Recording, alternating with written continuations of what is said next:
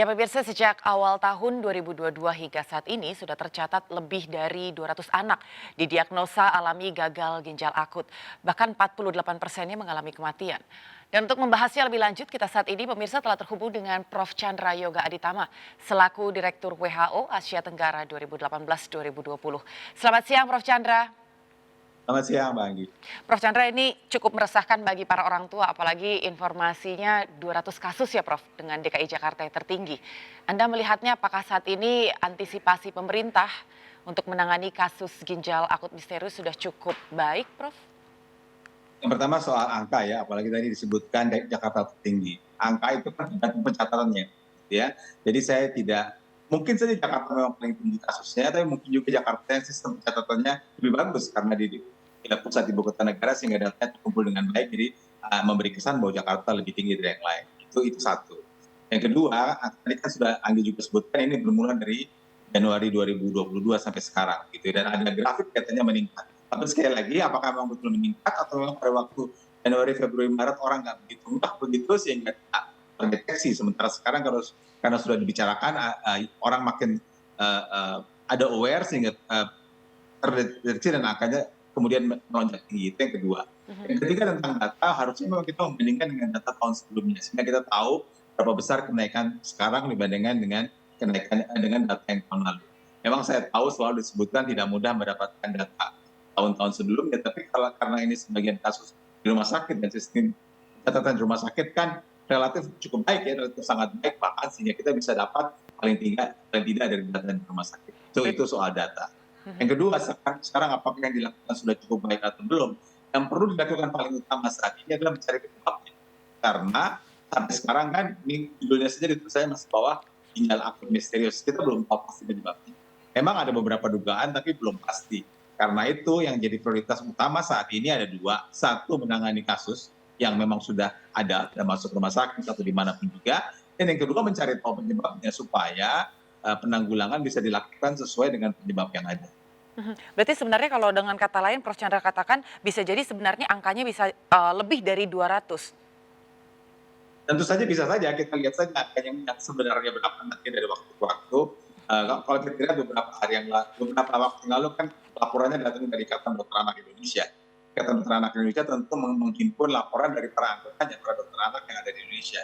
Dan tidak semua kasus mungkin ditangani dokter anak, bisa juga ditangani di luar, bukan tidak mungkin juga tidak masuk rumah sakit. Jadi saya kira memang datanya perlu diperbaiki supaya terdapatkan angka yang akurat. Tapi bagaimanapun juga dengan angka 200 kasus dan apalagi hampir 100 orang meninggal ini kan sudah suatu hal yang sangat menyedihkan sebenarnya. Jadi saya kira memperbaiki data adalah satu poin, tapi situasi yang ada dengan lebih dari 200 kasus dan 99 kematian itu harus mendapatkan penanganan yang serius supaya kasus ini bisa segera dikendalikan.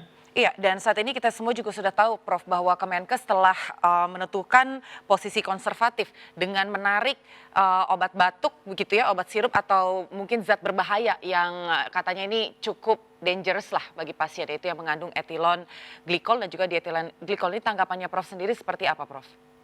Sebenarnya ada dua yang sudah dilakukan. Yang pertama, Kementerian Kesehatan menyerukan gitu untuk tidak menggunakan obat sirup sama sekali. Ya. Gitu.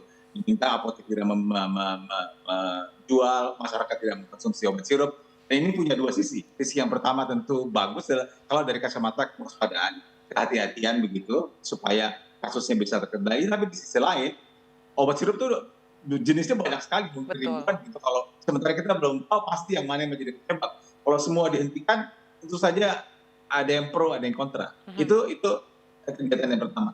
Kegiatan yang kedua, kemarin dulu saya kira Badan POM yang kemudian menarik 5 obat sirup yang memang ada kadar etilen glikol yang tinggi, sesuai di atas batas ambang yang seharusnya boleh. Nah, walaupun disebutkan belum tentu ada hubungannya dengan kasus gagal ginjal akut. Tetapi kalau ada obat yang kadarnya ceparannya di atas ambang batas normal, mau etilen glikol, mau apapun juga, jelas obat itu harus ditarik dari pasaran. Karena ambang batas normal itu menunjukkan bahwa inilah yang normal, aman, bisa dikonsumsi manusia. Di atas itu tidak. Jadi kalau ada yang di atas itu jelas harus ditarik. Itu pasti ada atau tidak ada hubungan dengan kasus gagal ginjal akut, maaf. Iya. Tapi kemudian kan kita berharap, ini kan berdasarkan pemeriksaan dari sekian puluh spesimen.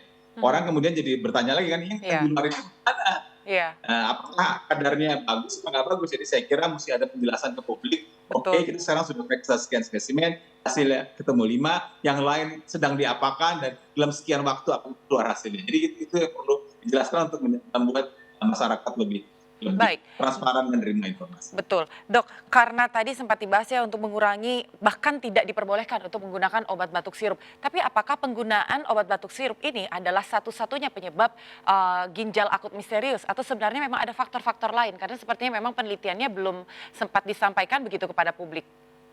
Ya, yang dianjurkan untuk tidak digunakan bukan obat sirup, semua obat sirup, Pak. Ya, Mhm. semua obat sirup tidak digunakan. Jadi sekarang minta masyarakat tidak menggunakan obat sirup, mau obat batuk, obat panas, obat flu.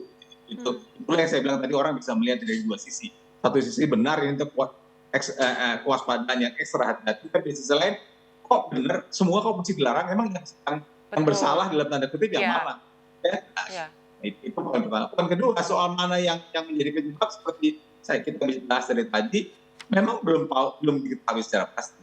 Dan bahkan di dalam statement resmi Badan POM yang kemarin mengatakan 5 obat itu ditarik, ditulis dalam statement itu walaupun belum jelas ada hubungannya dengan kasus gagal ginjal akut. Jadi sekali lagi memang akan bagus kalau dilakukan upaya maksimal saat ini untuk mencari apa penyebab dari kasus gagal ginjal akut ini. Betul. Kalau WHO dia punya cara begitu ya untuk mencari itu, memang lebih untuk penyakit menular yang disebut sebagai outbreak toolkit. Itu harus menjawab pertanyaan what, who, where, how, pelayanan kesehatan dan juga persepsi. Ini juga salah satu cara yang bisa dipakai, step outbreak toolkit, walaupun memang ini outbreak toolkit lebih untuk penyakit menular, tapi ini bisa dipakai juga untuk melakukan pendekatan agar kita bisa lebih cepat menemukan apa sih penyebabnya kasus gagal ginjal akut yang terjadi di 20 provinsi bahkan yang terlaporkan sejauh ini kan dari 30 Iya. sekian provinsi ini. Iya, tapi sebenarnya ya dok, kalau diperhatikan kan sebelumnya penggunaan obat batuk atau mungkin obat lain yang sirup ini kan sudah pernah kita pakai dari tahun-tahun yang lalu. Apakah memang ada perbedaannya dengan situasi sekarang? Ya, itu yang selalu ditanyakan oleh teman-teman wartawan dari kemarin ya. Jawabannya ada dua.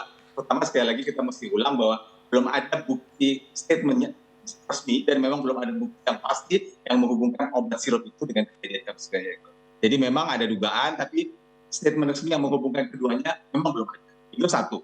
Tapi yang kedua, kan obat itu dibuat dari waktu ke waktu ya. Jadi mungkin saja batch yang sekarang dengan batch yang tahun lalu bukan tidak mungkin berbeda. Tapi itu hal yang kedua. Tapi hal yang pertama, saat ini dugaan memang salah satu diantaranya adalah ke obat sirup ini, tapi belum ada bukti pasti. Kita tunggulah penelitian, mudah-mudahan sih dalam hitungan tidak terlalu lama, pemerintah bisa menyampaikan kepada kita semua, oh ini loh penyebabnya, sehingga kita bisa lebih tepat menganalisa apa yang terjadi dan apa yang sebaiknya selanjutnya dilakukan. Oke, dok, kalau misalnya kita tahu ya dok ya bahwa ada 66 anak begitu kan yang meninggal di Gambia yang karena gagal ginjal dan kemudian peristiwa inilah yang pada akhirnya dikaitkan dengan konsumsi obat batuk sirup. Sebenarnya ini termasuk relevan nggak sih dok jika dikaitkan dengan situasi kita meskipun memang sebenarnya tercatat juga bahwa ada 99 ya yang mayoritas meninggal dirawat di rumah sakit tertentu di Indonesia di RSCM. Kalau Ya, dokter Prof melihatnya bagaimana? jadi kalau karena saya disebut sebagai pernah kerja di WHO itu mengeluarkan secara berkala yang disebut sebagai medical product alert, medical product alert. Medical product alert nomor 6 tahun 2022 ini adalah tentang 4 atau 5 saya lupa obat sirup yang di Gambia yang berhubungan dengan kejadian kasus gagal ginjal akut di Gambia itu. Tetapi sebenarnya sebelum kejadian di Gambia, kejadian gagal ginjal akut yang dihubungkan dengan obat sirup sudah terjadi di beberapa tempat. Di India, saya dulu kerja di India cukup lama, itu sudah beberapa kali kejadian. Terakhir terjadi di Jammu Kashmir ya, bagian utara India itu. Sebelum itu pernah terjadi bahkan di kota besar di Mumbai. Pernah terjadi juga di Panama, saya kalau tidak salah, pernah terjadi di Nigeria. Jadi hubungan antara etilen glikol dan dietilen glikol dengan gagal ginjal akut memang sudah terbukti secara umum gitu. Apakah yang ini juga karena itu tentu kita belum tahu. Kita tunggu nanti hasil penelitian dari teman-teman di Kementerian Kesehatan. Tentu harus dilihat apakah memang ada ethylene glycol dan diethylene glycol pada mereka yang sakit, berapa besar kadarnya, dan apakah ada penyakit-penyakit lain yang mungkin juga terjadi atau masalah lain. Saya tetap memikirkan atau mengusulkan kita tetap mesti cek lingkungan, jadi dicek rumahnya anak itu bagaimana, keluarganya, tetangganya, ada yang sakit atau enggak, apakah ada faktor tertentu di lingkungan yang kemudian menghubungkan dengan penyakit ini. Walaupun obat ini merupakan salah satu faktor yang barangkali sekarang paling juga, tapi akan bagus juga diterangkan dari 200 anak itu berapa yang sudah minum obat seperti yang disebutkan ini. Kan ini kan sampelnya juga terbatas ya.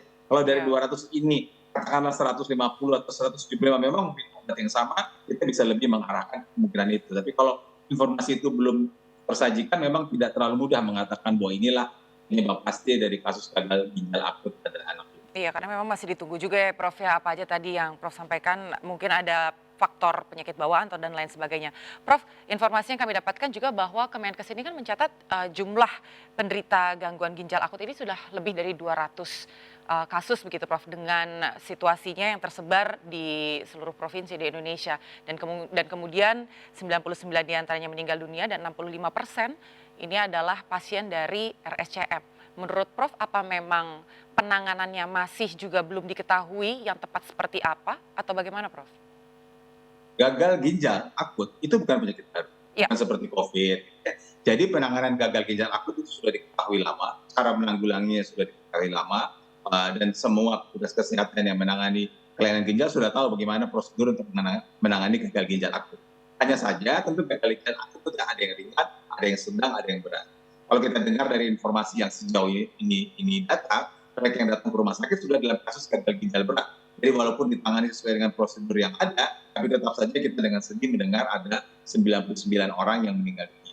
Jadi seperti saya sampaikan tadi, memang dua yang mesti dilakukan, memang mencari penyebab itu hal yang penting, tapi juga mengupayakan semaksimal mungkin kasus yang sudah ada bisa tertolong, itu juga hal yang sama pentingnya dengan upaya mencari penyebab. Karena bagaimanapun juga kalau sudah sakit, tentu harus segera tertangani dengan baik, supaya kalau bisa memang jangan sampai meninggal dunia. Artinya gagal ginjal akut jangan sampai ke status yang berat sekali sehingga bisa tanggulangi di rumah sakit. Saya kira ini kemarin di RSCM disebutkan bahwa mereka melakukan dialisa, dilakukan di pediatric ICU dan segala macam. Tentu teman-teman ini baik yang di RSCM maupun tadi saya lihat ada di rumah sakit di Saiful Anwar kalau saya tidak salah, tentu akan upaya semaksimal mungkin. Tapi kalau kasusnya datang ke rumah sakit yang sudah berat sekali, memang tentu upaya yang maksimal mereka lakukan belum tentu memberikan hasil yang diharapkan. Ya, berarti penanganan atau preventif secara cepat begitu kan ya Dok. Mungkin Prof bisa dijelaskan juga untuk pemirsa di rumah dan juga mungkin untuk orang tua yang menonton tayangan ini,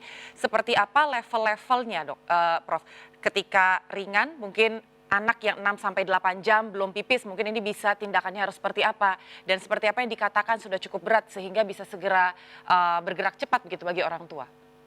Kalau sekarang sih kita nggak perlu mengikuti klasifikasi seperti itu. Kalau ada gangguan dalam minum air seni yang dikeluarkan, segera berobat ke rumah sakit. Kalau saat ini kita kan bekerja dengan waktu sambil mencari penyebab.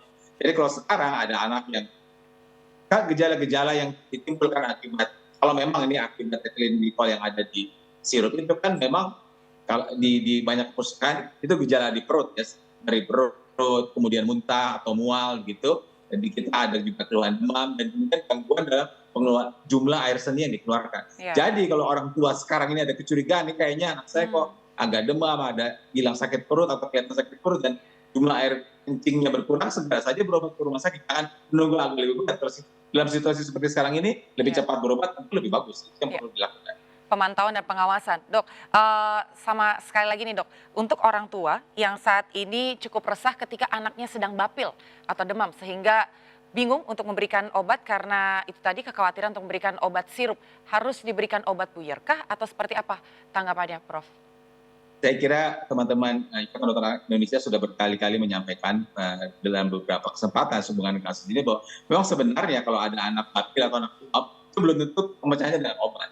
Pemecahan yang paling sederhana, yang paling dan juga sangat berkhasiat adalah memberikan hidrasi, cairan yang cukup, makanan, minuman, dan memberikan kompres kepada anak itu.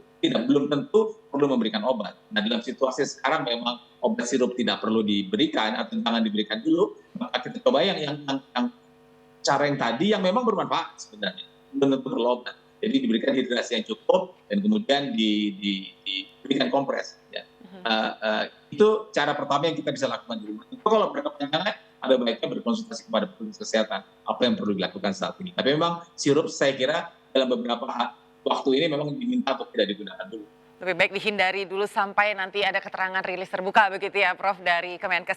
Baik, terima kasih Prof Chandra untuk informasinya. Ini sangat berguna tentunya buat para orang tua yang saat ini sedang resah atau sedang jedak-jeduk begitu. Bagaimana untuk menangani anak-anaknya nanti yang demam atau mungkin batuk dan pilek. Terima kasih Prof untuk waktunya. Salam sehat. Salam sehat, terima kasih.